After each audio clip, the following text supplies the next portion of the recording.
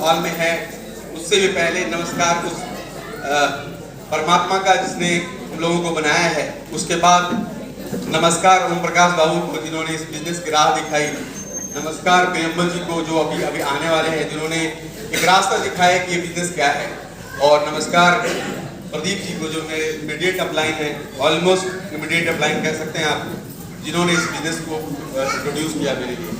मेरा नाम डॉक्टर वीरेंद्र कुमार है और मैं क्यों इस बिजनेस को इस बिजनेस में हमेशा कहा जाता है कि क्यों आप इस बिजनेस को करेंगे, और ये क्यों कहीं से भी निकल सकता है। आपकी आर्थिक तंगी आपके लिए क्यों हो सकती है, आपका खराब स्वास्थ्य आपके लिए क्यों हो सकता है, आपके परिवार की आर्थिक बदहाली आपके लिए क्यों हो सकती है, आपके जॉब का डिससैटिस्फैक्शन और संतोष आपका क्यों हो सकता है, आपके समाज का गिरता हुआ आर्थिक स्तर और स्वास्थ्य का स्तर भी आपका क्यों हो सकता है। मेरे लिए भी कुछ क्यों है, मैं इसको आप लोगों को बताऊंगा। उसके पहले मैं बता दूं, मेरा नाम डॉक्टर वीरेंद्र कुमार है, मैं भागलपुर का ही रहने वाला हूँ। भागलपुर के पास ही कहलगांव के पास ही एक आप कह सकते हैं जमींदार हुआ करते थे, उनके पास ढेर सारी जमीनें थी, अभी भी बहुत सारी जमीनें हैं। मेरे पिताजी बॉटनी ग्रेजुएट हैं, ग्रेजुएशन के बाद इन्होंने एग्रीकल्चर को चुना, खेती को चुना है। मेरे एक चाचा जी इंजीनियर हैं, एक बिजनेसमैन हैं, एक और। तो इस तरह का मेरा परिवार है, एक मिक्सचर है जहाँ पे एजुकेशन भी है, एग्रीकल्चर भी है और लोग प्रोफेशनल्स भी हैं और बिजनेसमैन भी हैं। मैं भी वैसे माहौल में पढ़ के मुझे एजुकेशन में और अच्छा करने की चाहत थी और मैंने पढ़ाई शुरू की, और शुरुआती स्कूली शिक्षा के बाद मैं मेडिकल प्रोफेशन, आपको पता है समाज में दो ही तरह के प्रोफेशन होते हैं, जो इनिशियली सबको एक्सपोज होते हैं या इंटरेस्ट रखते हैं, वो आईएएस ऑफिसर बन जाते हैं। उसके बाद जब ये तीनों नहीं होता है तो उसके बाद फिर चौथी पांचवी चीजें लोग ट्राई करते हैं। मैं भी डॉक्टर बनने की इरादा था, डॉक्टर बन गया। जब डॉक्टर बन रहा था तो उसके बाद लोगों ने बोला एमबीबीएस तो बहुत छोटी डिग्री होती है, समाज के लिए बहुत बड़ी डिग्री है, लेकिन डॉक्टर्स के अमाउंट सबसे छोटी डिग्री एमबीबीएस होती है। एमबीबीएस का मतलब होता है कि आप मेडिकल ग्रेजुएट हो गए, इसके बाद पोस्ट ग्रेजुएशन होता है। ये अलग बात है कि मेडिकल ग्रेजुएशन 5.5 साल का होता है, नॉर्मल ग्रेजुएशन से बहुत लंबा होता है। उसके बाद आप इंटर्नशिप करते हैं, फिर भी आप मेडिकल ग्रेजुएट एमबीबीएस ही रहते हैं। तो मुझे लगा कि एमबीबीएस अगर सबसे छोटी चीज़ है तो इससे बड़ा किया जाए। फिर मैंने एमडी के लिए तैयारी की, एमडी किया पटना मेडिकल कॉलेज से, मेडिसिन की पढ़ाई की, इंटरनल मेडिसिन की पढ़ाई की। जब मैं इंटरनल मेडिसिन की पढ़ाई कर रहा था, जिसे आप फिजिशियन कहते हैं, एमडी मेडिसिन, जो ज़्यादातर लोग जो भागलपुर में या बाकी शहर में आपको एमडी मेडिसिन मिलेंगे जो प्रैक्टिस कर रहे हैं, तो फिर वहाँ पे कुछ लोगों ने कहा कि अरे एमडी तो फिर भी ठीक है, लेकिन एमडी के ऊपर भी पढ़ाई होती है, डीएम होता है, एमसीएच होता है। डीएम एमसीएच मेडिकल साइंस का सबसे ऊपरी लेवल का डिग्री है, उसके बाद कुछ नहीं होता। मैंने सोचा कि जब यहाँ तक पहुँच गए तो जर्नी को आगे बढ़ाते हैं, और फिर मैंने king George medical college Lucknow में डीएम की पढ़ाई की। आपको बता दूं 5 सीटें होती हैं, टोटल 5 सीटें पूरे किंग जॉर्ज मेडिकल यूनिवर्सिटी की होती है डीएम कार्डियोलॉजी में, और मैं वहीं से मैंने पढ़ाई की, और 2-3 सीटें कानपुर में होती है। तो मैंने king George medical college KGMC Lucknow से अपनी डीएम की पढ़ाई की। डीएम पढ़ाई करने के बाद जब मैं पढ़ाई खत्म करके अपना नेक्स्ट जर्नी जो है प्रोफेशनल जर्नी स्टार्ट कर रहा था, तो फिर उस दौरान मैं दिल्ली गया। दिल्ली में काफ़ी समय मेरा दिल्ली में बीता है। भागलपुर से बिजनेस करने के बाद मैं काफ़ी समय तक दिल्ली में रहा हूँ, दिल्ली से ही सब कुछ किया है। और दिल्ली गया तो वहाँ पर ज़रा गवर्नमेंट जो कल्चर है वहाँ पे आप लोगों के लिए काम करते हैं। मैंने बोला कि जब एक ऐसे समाज से उठ के मैं आया हूँ जहाँ पे डॉक्टर्स की जो स्पेशली डॉक्टर की काफ़ी कमी है, मैं इतनी पढ़ाई करने के बाद फिर वापस अगर दिल्ली जाता हूँ जहाँ पे ऑलरेडी बहुत सारे डीएम और एमसीएच है, तो मेरा पर्पस लाइफ का क्या सॉल्व हो रहा है। फिर मैं पटना आ गया, मैंने पारस ज्वाइन किया। फिर पारस के बाद मैं भागलपुर से भी 1-2 बार आना शुरू किया। उसके बाद ये सब चीज़ें चल रही थी। तो ये मेरी जर्नी, मेडिकल की जर्नी, जो प्रोफेशनल जर्नी है स्टार्ट हुई थी। उसी दौरान मैं भागलपुर में एक छोटा क्लिनिक बना रहा था, और कैसे मैं एक्सपोज हुआ इस बिजनेस को मैं बताने जा रहा हूँ कि मैं भागलपुर में क्लिनिक स्टार्ट करने वाला था। क्लिनिक के लिए एक फार्मेसी लाइसेंस की जरूरत थी। उसी दौरान मैं प्रदीप जी से मिला, प्रदीप जी मुझसे मिले, मुझे एक अपॉर्चुनिटी लगा कि एक नया डॉक्टर आया है, बड़ी डिग्री लेके आया है, तो एक अच्छा प्रॉस्पेक्ट है, क्यों ना इनको प्लान दिखाया जाए। मैंने सोचा कि भाई मैं अपने डिग्री का इन्फ्लुएंस लेके इनसे लाइसेंस ले लूँ। तो दोनों एक दूसरे के अपने mentally we are planning something कि हम आसानी से लाइसेंस ले लें, इस वजह आसानी से एक प्रॉस्पेक्ट मिल जाए।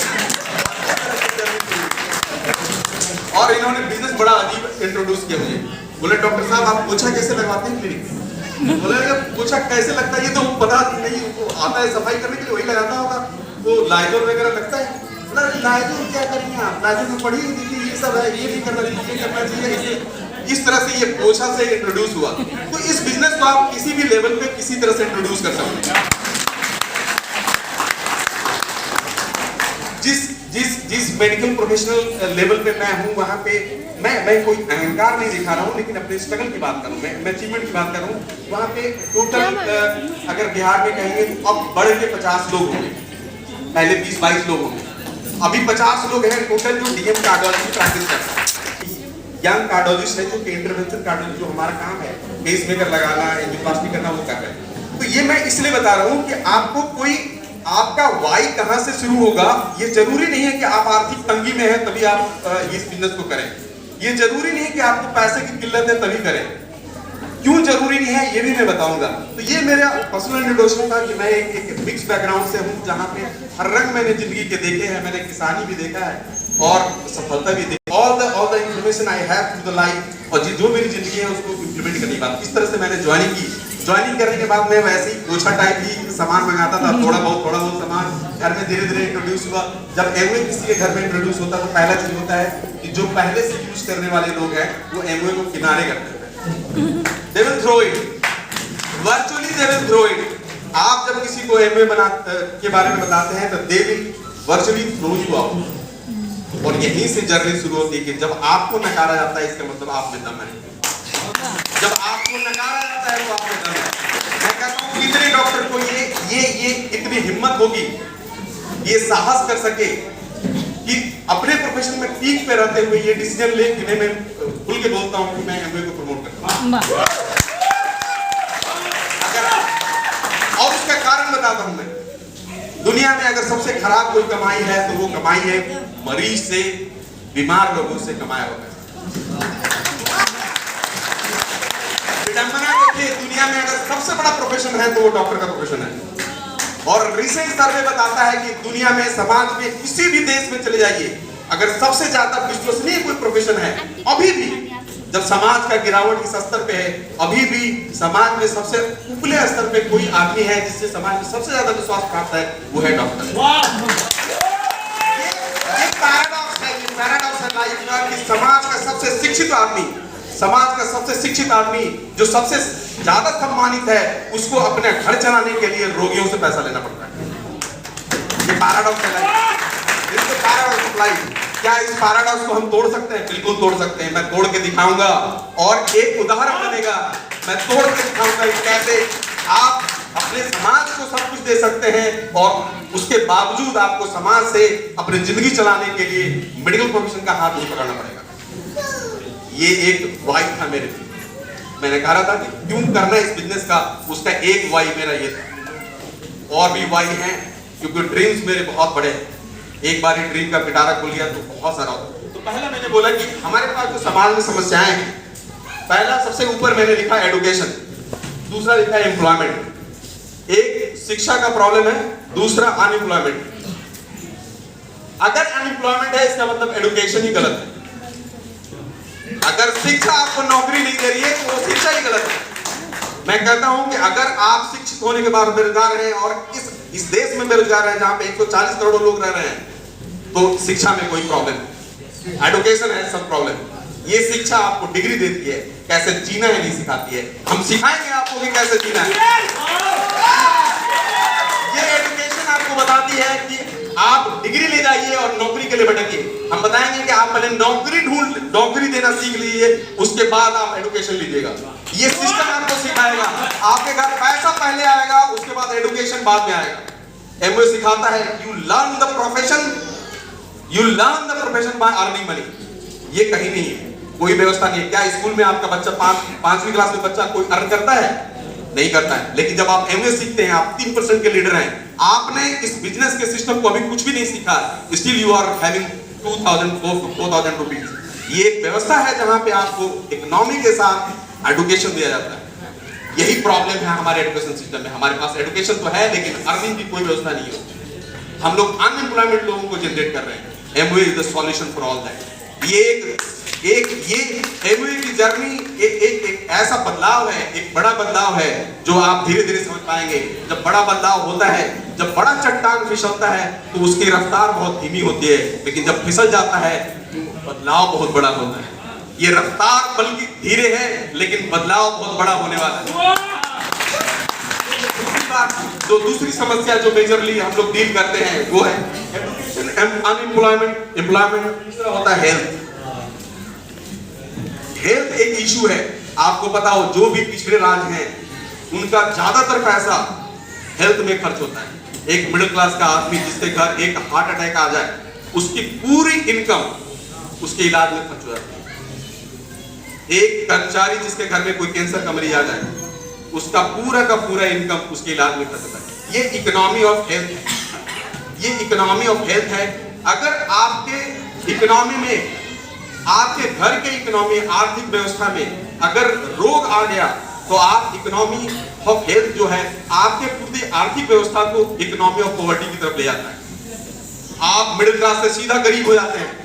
क्या इसको बदला जा सकता है? क्या बदला जा सकता है? हेल्थ के साथ पैसे को बदला जा सकता है? बिल्कुल। एमवे कहता है कि आप हेल्थ को भी बदल सकते हैं और साथ साथ अपने आप को इकोनॉमिकली इंपावर कर सकते हैं, और दोनों एक साथ करके एक ऐसी स्थिति आती है जब आप हेल्दी भी होते हैं और हेल्थ के बुरे प्रभाव से भी बचते हैं। आपका घर इकोनॉमिकली प्रूफ होता है और हेल्थ की तरफ से भी प्रूफ होता है।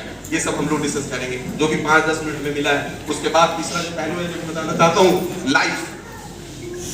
हर आदमी, ऑलमोस्ट हर आदमी, अगर किसी को जन्मजात कोई बीमारी नहीं है, ज्यादातर लोग पैदा होते हैं हेल्दी। वो गरीब का बच्चा हो, अमीर का बच्चा हो, कोई भी हो, वो पैदा होता है हेल्दी। ऐसा क्या हो जाता है हमारे जीवन काल में, वो हेल्दी आदमी कोई 20 साल में, कोई 25 साल में, कोई 30 साल में बीमार पड़ने लगता है। जैसे ही वो बीमार पड़ता है उसके घर की आर्थिक स्थिति खराब होती है। अगर वो अर्निंग मेंबर है तो बहुत बुरी तरह खराब होती है। क्या हम लोगों ने लाइफ को सिक्योर करना सीखा है? हम लोगों ने नहीं सीखा। क्यों? हम लोग हेल्थ का मतलब समझते हैं बीमारी का नहीं होना। हम लोगों ने जिंदगी को समझा नहीं है। हेल्थ का अगर सही डेफिनेशन, मैं कितनी बार बोल चुका हूं कि हेल्थ का डेफिनेशन है, health is a state of complete physical, mental and social wellbeing and not merely the absence of disease. Health एक ऐसी अवस्था का नाम है जहां पे आप पूरी तरह से स्वस्थ हैं, फिजिकली, शारीरिक रूप से भी, मानसिक रूप से भी और सामाजिक रूप से भी। और यही नहीं, आपको ये क्षमता है कि आप अपने परिवार के लिए एक अच्छी कमाई कर सके और समाज में आपको इज्जत मिले। क्या आप लोग सब हेल्दी हैं? अगर हेल्दी नहीं भी है तो आप हेल्दी हो सकते हैं अगर आप फॉलो करें इस एमवे के बिजनेस पैटर्न को, जहां पे एजुकेशन भी है, हेल्थ भी है, रिकॉग्निशन भी है, सोशल रिकॉग्निशन भी है। आप अच्छी आदतें सीखते हैं। अब मैं बताऊंगा कि हेल्थ का इशू, उसके बाद न्यूट्रिशन आता है, फिर डिजीज आता है और डेथ आता है। अभी का डाटा बताता हूं मैं, आज का प्रेजेंट डाटा अगर लेंगे हम, दुनिया भर में मौत के कारण को अगर कहें तो सबसे बड़ा किलर है, दुनिया भर में सबसे ज्यादा मौतें होती है ब्लड प्रेशर और उसकी वजह से। जो 18 मेन कारण हैं दुनिया में मौत के, सबसे पहला है ब्लड प्रेशर या उसकी वजह से होने वाली मौत। उसके बाद आता है स्मोकिंग और उसकी वजह से मौत। तीसरा होता है कि बढ़े हुए शुगर की वजह से, डायबिटीज। मजेदार बात है कि उसके बाद क्या आता है पता है आपको? बाहर का जो पॉल्यूशन है। उसके बाद क्या आता है पता है आपको? वो आता है आपके खाने में फल की कमी। उसके बाद क्या आता है पता है आपको? आपके खाने में सब्जी की कमी। ये डाटा, साइंटिफिक डाटा बता रहा हूं मैं। अगर आप हाइपरटेंशन के ऊपर फोकस किया हुआ है, अगर डॉक्टर हाइपरटेंशन पे बात कर रहा है तो फल और सब्जी पे कौन बात करेगा? फल और सब्जी पे कौन बात करेगा? फल और सब्जी पे कौन बात करेगा? ये जिम्मा किसको दिया जाएगा? मैं कहता हूं ये जिम्मा आपके पास है, आप उसके डॉक्टर बन सकते हैं। इस हॉल में 300 लोग हैं, अगर 10 लोगों को उन्होंने इन्फ्लुएंस किया एक महीने में तो 3000 लोग होते हैं। अगर अगले महीने में वो 3000 लोगों ने 10 लोगों को अगर ये चीजें मैसेज दिया तो कितने लोग हो जाएंगे? 30,000 लोग। अगले महीने कितने लोग हो जाएंगे? कितनी आबादी है और कितने महीने लगेंगे आपको? बिहार को बनाने में 2 से 3 साल का वक्त लगेगा। पूरे बिहार को बदल सकते हैं आप 2 से 3 साल में। 3 से 4 साल में बिहार के हेल्थ स्टेटस को और उसके हेल्थ स्टेटस और अवेयरनेस को बदल सकते हैं। क्या सरकार के इससे लड़ाई हम करना जरूरी है? बिल्कुल नहीं। आप इस समाज के नागरिक हैं, आपका काम है व्यवस्था को सुधार करना। हम कहते हैं हर जिम्मा सरकार के हिस्से नहीं होता है, और ये पॉसिबल नहीं है कि कोई भी पॉलिटिकल सिस्टम, कोई भी दुनिया का कोई पॉलिटिकल सिस्टम, अगर ये संभव होता तो अमेरिका हेल्दी हो जाता। किसी भी सरकार या किसी भी व्यवस्था, किसी भी पॉलिटिकल व्यवस्था या नॉन पॉलिटिकल व्यवस्था के लिए संभव नहीं है कि वो पूरी तरह से बदलाव ला सके, लेकिन आप कर सकते हैं। आप इतना बड़ा ऑर्गेनाइजेशन खड़ा कर सकते हैं। अगर एक एक व्यक्ति 500 से 1000 लोगों का ऑर्गेनाइजेशन खड़ा कर सकता है, तो सोच लीजिए बिहार का 2 से 3 साल में बिहार में ऑलमोस्ट हर घर में एडुकेशन का लेवल जो होगा हेल्थ के बारे में, वो इस लेवल का होगा कि लोग कम बीमार होंगे। जो लोग कम बीमार होंगे तो वो इकोनॉमी ऑफ पॉवर्टी, जो गरीबी का आर्थिक स्टेटस है, उसमें नहीं फंसेंगे। अगर एक मिडिल क्लास साल भर में एक बार भी बीमारी होने से बच जाता है तो उसके घर की आर्थिक स्थिति डबल हो जाएगी। ये है मेरा वाई, ये है मेरा वाई। उसके बाद आते हैं डिजीज पे, डिजीज और डेथ पे। हम कहते हैं कि जब बच्चा पैदा हेल्दी होता है तो उसको बीमारी होने से पहले क्यों नहीं रोका जा सकता है? कि कुएं में गिरने से पहले आप कुएं का घेराव क्यों बड़ा करते हैं? तालाब के चारों तरफ घेरा क्यों डालते हैं कि कोई तालाब में ना गिर जाए? नदी के ऊपर बेड़ क्यों लगाते हैं, नदी में ना गिर जाए? तो अपने लाइफ के चारों तरफ बेड़ क्यों नहीं क्रिएट करते? आइए चलिए हम लोग क्रिएट करें ऐसे बेड़ का। और सबसे मजेदार बात है, इस जर्नी में पहला गोल आपको होना चाहिए कि आपके हेल्थ को इंश्योर करने के लिए जो भी आपको न्यूट्रिशन लेना पड़ रहा है, आप अपनी अर्निंग उसी लेवल पे पहुंचाएं। आप अपनी अर्निंग को उस लेवल पे पहुंचाएं जहां पे आप अपने घर का कम से कम न्यूट्रिशनल रिक्वायरमेंट को पूरा कर पाए। तो ये एक तरीका है जहां पे आप अर्निंग भी कर सकते हैं और हेल्थ भी। दूसरी बात, आज हमारे समाज में हर डाइनिंग टेबल पे जो चर्चा होती है कि कौन सा स्कूल अच्छा है, अपने बच्चे को किस स्कूल में पढ़ाना है, उसमें एडमिशन कैसे होगा, डायरेक्ट हो जाएगा बच्चे से या पीछे से कोई तरीका है? जब उस स्कूल में आप इतने जद्दोजहद के बाद पढ़ाते हैं और जब एंड में आपको मिलना क्या है, एक अनएम्प्लॉयड यूथ जिसको लाइफ के किसी एस्पेक्ट के बारे में बताया नहीं जाएगा। एक अमेरिका की बात करें, दुनिया के किसी भी कंट्री की बात करें, 95% अब जो बड़े उद्योगपति और उद्यमी हैं वो ऐसे बैकग्राउंड से आते हैं जिन्होंने फॉर्मल एजुकेशन नहीं की। इंडिया का सबसे बड़ा बिजनेस का इंस्टीट्यूट IIM, उसमें पढ़ने वाले ज्यादातर लोग पढ़ाई के डिग्री लेने के बाद नौकरी के लिए जाते हैं। आप कितनी बड़ी विडंबना है, जहां पे बिजनेस सिखाया जाता है वो पढ़ के लोग दूसरे के यहाँ नौकरी करने जा रहे हैं, बिजनेस नहीं कर रहे हैं। ये है हमारा एजुकेशन सिस्टम। जो डॉक्टरी पढ़ के खुद बीमार हो रहा है, ऐसा है सिस्टम। ज्यादातर डॉक्टर 12 से 15 घंटे तक चेयर पे बैठे हुए हैं। अगर उनको खुद अपने हेल्थ के बारे में नहीं पता है, वो समाज के हेल्थ के बारे में क्या करें?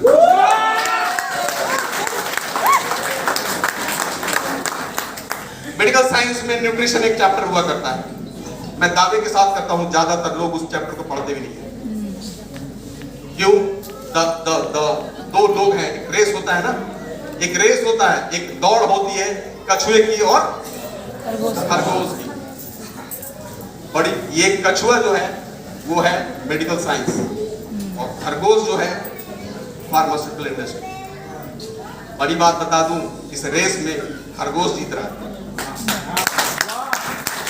ये रेस जो कछुए और खरगोश का है, इसमें खरगोश जीत रहा है। आपको कौन सी दवा खानी है ये डिसाइड आपका हेल्थ नहीं कर रहा है, ये खरगोश का। समाज बदलेगा, समाज में बदलाव के लक्षण है। मैं आपको बता देता हूं, समाज में बदलाव के लक्षण है। आपको कुछ नहीं समझ में आए तो अपने से बड़े को देख लीजिए। अगर मुझे कुछ नहीं समझ में आए, ओम प्रकाश बाबू को देखूंगा, वो जो कर रहे होंगे ज्यादातर समय वो सही होंगे। आपको कुछ नहीं समझ में आए तो आप देख लीजिए बड़े बड़े कंट्री में क्या हो रहा है। अगर अमेरिका से निकला हुआ ये बिजनेस दुनिया के 100 से ज्यादा देशों में, इतना काफी आपको समझने के लिए, इतना काफी आपको समझने के लिए बदलाव शुरू हो गया। आप केवल एमवे का नहीं है, हर वो सेक्टर जो न्यूट्रिशन और न्यूट्रास्यूटिकल इंटरवेंशन की बात करेगा, हर आदमी, हर कंपनी, हर वो संस्था जो बीमारी रोकने की बात करेगी, वो सफल होगी आने वाले समय में। ये बदलाव स्लो है लेकिन बदलाव हो रहा है, आपको देखना होगा। अब सबसे बड़ा एग्जांपल देता हूं मैं, पिछले 2 साल में जहां से मेरे एक्चुअली बिजनेस का शुरुआत हुआ था। मेरी वाइफ दिल्ली रहती थी, हम लोग बेबी एक्सपेक्ट कर रहे थे, इसलिए वो दिल्ली में थी। इंडिया के सबसे बड़े गायनेकोलॉजिस्ट नंदिता पलसेटकर जो मुंबई में रहती हैं, उन्हीं के अंदर थी। उनका एक क्लिनिक दिल्ली में भी है, उनके अंदर उनका ट्रीटमेंट हो रहा था, इसलिए दिल्ली में हम लोग रह के करा रहे थे। मैं भागलपुर में 2 दिन क्लिनिक करता था, गाड़ी पे बैठता था, पटना 2 दिन क्लिनिक, फिर फ्लाइट लेके हर हफ्ते में 2 बार दिल्ली जाता था। ये 2 साल तक लगातार किया मैंने। उस दौरान मैं दिल्ली में था जब थाली बजाने वाला कार्यक्रम हुआ। क्यों हुआ? क्योंकि देश में कोविड आ गया था, वो जरूरी था, रोका गया। मैं स्टक हो गया, मैं 6 महीने के लिए दिल्ली में स्टक हो गया। 3 महीने तक तो वो पूरा कंप्लीट लॉकडाउन ही था। उसके बाद मैं वहाँ पे, चूंकि बेबी हो चुका था, बेबी को NICU से वापस लाना था, मैं वहीं पे रुका हुआ था। उसी दौरान मुझे ये समझने का मौका मिला क्या हुआ। That was the paradigm shift of my thought process, कि क्या जो मैं कर रहा हूँ केवल वही काफी है, या बाकी डॉक्टर जो कर रहे हैं वही काफी है। इस समाज में अगर न्यूट्रिशन, हेल्थ का, अच्छा हेल्थ मेंटेन करना ये जरूरी है, तो कौन उठाएगा उसका काम? क्या समाज, सरकार के पास कोई पॉलिसी आज के डेट में नहीं है? आज के डेट में नहीं है, कल को हो सकता है, तो क्या हम उसका विरोध करें? नहीं। आपने चुना है सरकार को, आप कॉम्प्लीमेंट कीजिए, सप्लीमेंट कीजिए, आप उसको संभालिए। अगर आपके घर के सामने कोई नाला बह रहा है जिसको सरकार को बनाना चाहिए था और उसको बहुत बदबू है, तो क्या करेंगे आप? सरकार का विरोध करेंगे या नाले को बनाएंगे? मैं कहता हूं नाले को बनाइए, सरकार का विरोध बाद में करेंगे। आप नाले को बनाइए, अगर हेल्थ आपका इशू है, समाज का इशू है, तो कम से कम 10 लोगों को चुनिए, उसको हेल्थ के बारे में अवेयर कीजिए। MOA ये काम करता है, आपको पीरियोडिक ट्रेनिंग देता है हेल्थ और न्यूट्रिशन के बारे में, आपको बताता है हेल्थ के बारे में, आप दूसरे को बताएंगे। जरूरी नहीं है कि आप मेडिकल साइंस पढ़ें, लेकिन न्यूट्रिशन के बारे में आप समझ सकते हैं। वो सर्टिफिकेशन करता है आपका न्यूट्रिशन का, आप न्यूट्रिशन के बारे में सर्टिफिकेट लेंगे, लोग ज्यादा से ज्यादा न्यूट्रिशन के लिए अवेयर होंगे, लोगों को खाने पीने का पैटर्न हो जाएगा। अब बताता हूं, मैं मौत के कारण पे मैं अटक गया था। एक सबसे बड़ा कारण है अल्कोहल। MOA दुनिया की पहली कंपनी है जिसमें कोई अल्कोहल के लिए कोई जगह नहीं है। दुनिया की एकमात्र कंपनी है जो कहती है मैं अल्कोहल को इस बिजनेस में घुसने नहीं दूंगा। आपके जो 9 कोर स्टेप्स हैं वहां पे बेस करने का जब बात आता है, तो उसमें अल्कोहल की एंट्री इसलिए नहीं होगी। जिस बात जैसे ही आप अल्कोहल की एंट्री कराएंगे, तो वो जो है ना, do not mess with others, ego and finances और स्पाउसेस, वो अपने आप खत्म हो जाता है। तो जो बिजनेस इतने बड़े एथिक्स पे खड़ा हो, अमेरिका में निकला हुआ बिजनेस अगर अल्कोहल को ना कहता, सोच लीजिए कितनी बड़ी सोच है इनकी। जहां लोग पानी की तरह शराब पीते हैं, वो एक बिजनेस है जो कहता है कि नहीं, आप अपने परिवार के साथ बिजनेस करिए, अल्कोहल को ना कहिए। किसी भी बिजनेस मीटिंग में अल्कोहल सर्व नहीं होगा। कितनी बड़ी बात है ये। अगर आप दूरदर्शी हैं, अगर दूर देख सकते हैं, वो इतनी बड़ी बात। इन्होंने प्लानिंग की है 500 से 1000 साल की। MOA की प्लानिंग पूरी दुनिया के लिए 500 से 1000 साल की है। हम लोग एक मामूली आदमी हैं, हम लोग 1-2 साल की प्लानिंग कर रहे हैं। 2 साल की प्लानिंग करिए, आप अपने आप को हेल्थ के बारे में सिखाइए, इस बिजनेस मॉडल में घुसिए, अर्निंग स्टार्ट कीजिए, अपने हेल्थ को इंप्रूव कीजिए, अपने परिवार के हेल्थ को इंप्रूव कीजिए, और देखिए 2 से 3 साल में आप ही नहीं, पूरे बिहार का तस्वीर बदल जाएगा। बिहार के साथ साथ आसपास के स्टेट का भी तस्वीर बदल जाएगा, क्योंकि बहुत सारे लोग बिहार के लोगों के लिए सबसे बड़ा एडवांटेज मैं बताता हूँ, बिहार के माइग्रेंट पॉपुलेशन बहुत ज्यादा है। अगर आपने सही मायने में ठीक से बिजनेस किया, तो आप हर आदमी का हर स्टेट में लेक होगा। हर आदमी का हर स्टेट में लेक होगा अगर आपने ठीक से लेक खोजना शुरू किया तो। ये बहुत बड़ी बात होगी। फिर उसके बाद आता है आयरन डेफिशिएंसी, एनीमिया, खून की कमी। MOA उसका सॉल्यूशन देता है। कमजोर हड्डी मौत का कारण, MOA उसका सॉल्यूशन देता है। फूड एंड वेजिटेबल्स की कमी, MOA उसका सॉल्यूशन देता है। अल्कोहल नहीं लेना है, MOA उसका कल्चर देता है। पैसे की कमी, MOA उसका सॉल्यूशन देता है। मल्टीविटामिन्स की कमी, फ्रूट्स एंड वेजिटेबल्स की कमी, वो MOA उसका सॉल्यूशन देता है।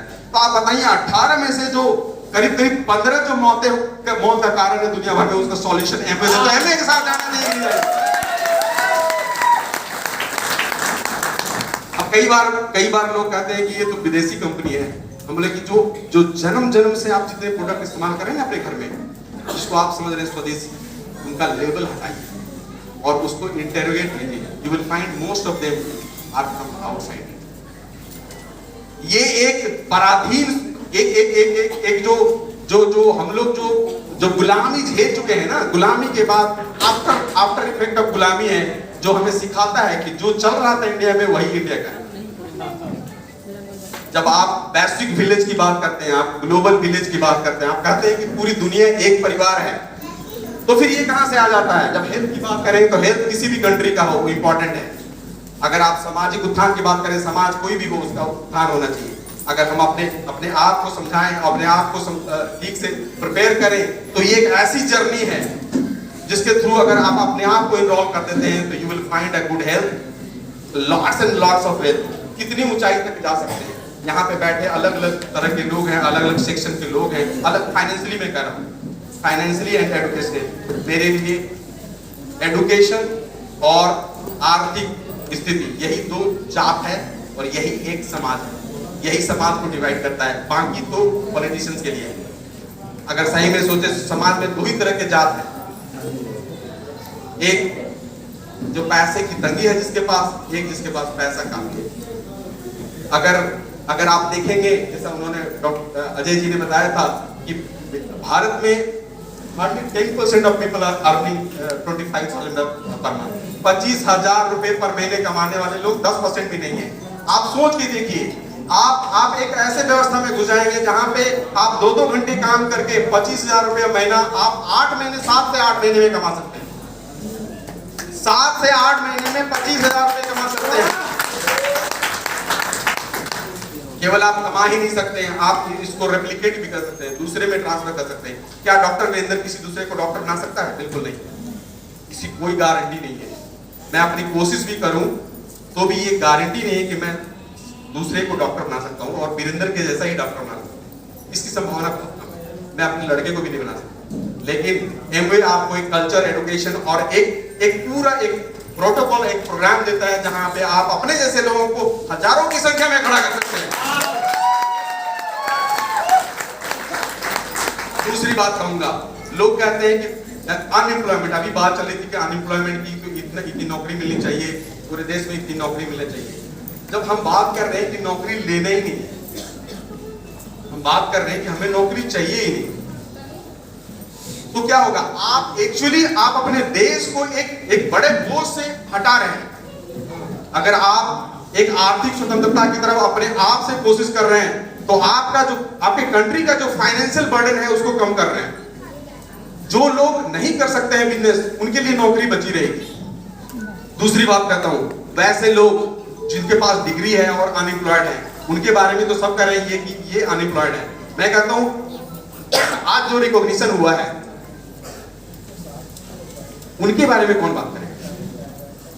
वो तो किसी एम्प्लॉयमेंट के लिए नहीं जा रही थी, वो एक घर के कोने में बैठी हुई थी, एक हाउसवाइफ की जिंदगी।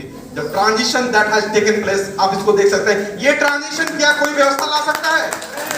एक घर में बैठी हुई गृहिणी जो आज स्टेज पे एक टाइग्रेस की तरह दहाड़ रही थी, क्या ये बदलाव लाया जा सकता है? ये बदलाव किसी भी सरकार से संभव नहीं है।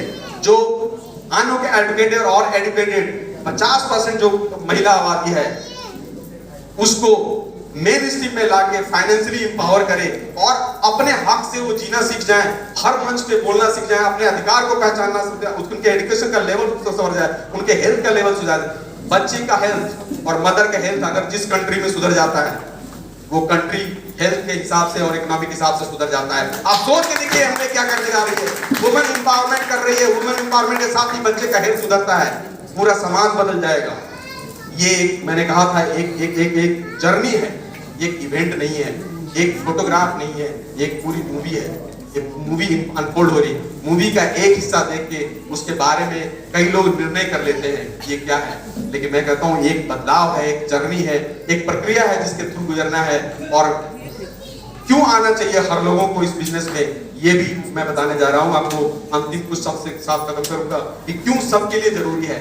जिनके पास पैसे की कमी है उनको पैसा देता है ये बिजनेस, जो हेल्थ से स्ट्रगल कर रहे हैं वो हेल्थ देता है उनको बिजनेस, जिनके जीवन के मायने खत्म हो गए हैं, पैसे बैंक में पड़े हुए हैं लेकिन लाइफ का कोई मतलब नहीं है, क्वालिटी ऑफ लाइफ खराब हो गया, उनको क्वालिटी ऑफ लाइफ देता है। जिनके लाइफ में लाइफ ऑफ सिग्निफिकेंस नहीं, उनके जीवन का कोई महत्व नहीं बचा है, बहुत बड़े ऑफिसर थे, बहुत सारा पैसा कमाया, उन्होंने बहुत सारा जमीन ले लिया, लेकिन बगल वाला एक मामूली बच्चा भी नहीं उनको पहचानता है, उनके घुटने में दर्द होता है तो डॉक्टर तक ले जाने वाला कोई नहीं मिलता है। ये सब देता है ये बिजनेस।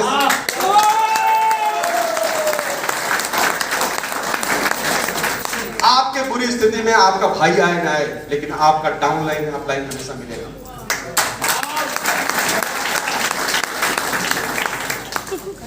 ये एक ऐसी प्रक्रिया है, एक ऐसी प्रक्रिया है जिसको आप अनफोल्ड करेंगे, जो आप एमवे के एक एक सीढ़ी पे चढ़ते जाएंगे। मैंने इस जर्नी को बड़ा विचित्र स्टेज में किया है।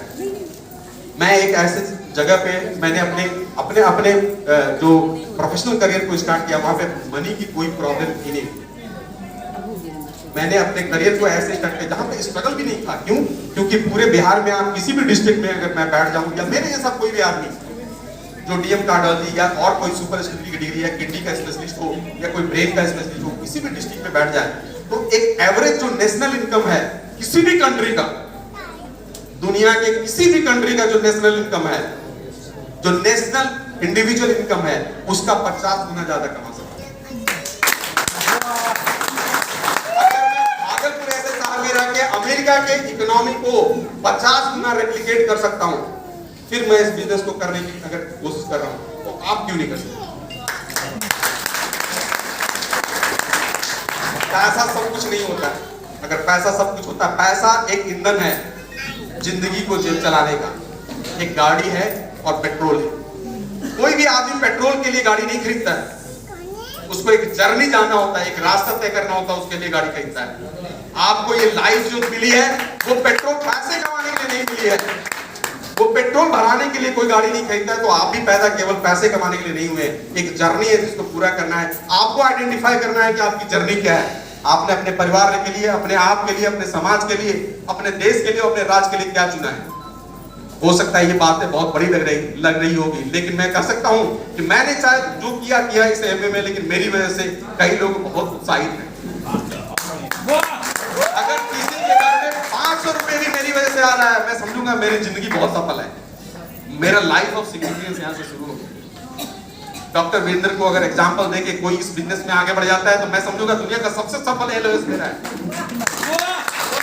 अगर किसी भी एलओएस में कोई भी मुझे एग्जांपल कोट करके अगर वो किसी को बिजनेस में लाता है, तो दुनिया का सबसे धनी आदमी मैं। उसके बाद ज्यादातर तो समय बहुत कम है और बड़े बड़े लीडर हैं, और जिनसे सुनने मैं आया हूँ, मुझे तो इम्पोज किया गया है गुरु से कि भाई आपको कुछ बोलना है, इसलिए मैंने थोड़ा समय ले लिया। लेकिन मैं कहूंगा आप सब में डॉक्टर वीरेंद्र बैठा हुआ है, आप सब में ओम प्रकाश बाबू हैं, आप सब में प्रेमवत जी भी हैं। आप सब उस मुकाम पे पहुंच सकते हैं। आज का रिकॉग्निशन ये बताता है कि हर आदमी इस जर्नी में वहां तक पहुंच सकता है। और क्यों पहुंचना है?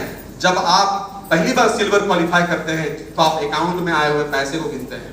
जब आप प्लैटिनम होते हैं फिर भी आप अकाउंट को देखते हैं। जब आप डायमंड होते हैं तो भी शायद आप अकाउंट में पैसे को देख रहे होंगे। लेकिन उसके बाद की जो जर्नी है, मैं बता दूं, उसके बाद की जर्नी वही होती है जो बिल गेट्स की है। उसने अपने सारे उसके बाद की जर्नी होती है कि उसने अपने पैसे, ज्यादातर पैसे मिलिंडा गेट फाउंडेशन के थ्रू खगड़िया और भागलपुर के आसपास के डिस्ट्रिक्ट में कालाजार के उन्मूलन के लिए और मलेरिया के उन्मूलन के लिए खर्च किया। अफ्रीका में उन्होंने मलेरिया के लिए उन्मूलन के लिए किया। मैं पूछता हूं कि क्या फर्क पड़ता अगर वो खर्च नहीं करता? This is life of significance. आप डायमंड शिप के ऊपर जैसे जैसे आपकी कहानी पड़ेगी, पैसा खत्म हो जाता है। मेरी जर्नी वहीं से शुरू हुआ जहाँ मैंने पैसा खत्म करके जर्नी शुरू किया है। ये जर्नी मेरे पैसे की नहीं है।